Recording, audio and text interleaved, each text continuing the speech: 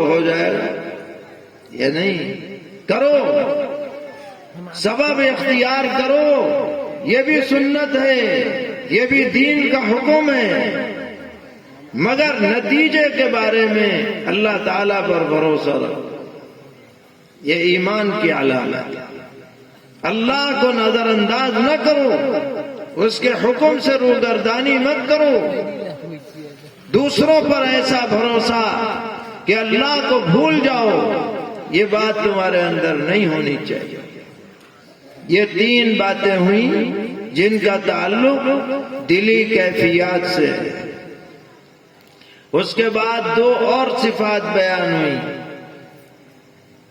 فرمایا الذین یقیمون الصلاۃ، ایمان والے لوگ وہ ہیں جو نماز قائم کرتے ہیں، یہ نہیں کہا نماز پڑھتے ہیں، کہا قائم کرتے ہیں، یعنی آداب و شرائط کے ساتھ پڑھتے ہیں، پابندی کے ساتھ پڑھتے ہیں،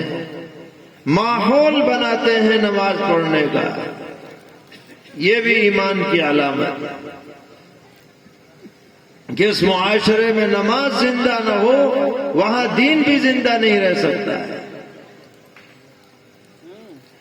اگر آپ یہ جاننا چاہتے ہیں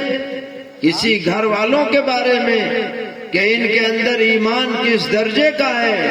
دیکھ لیں کہ ان کا مسجد سے کتنا تعلق ہے، ان کا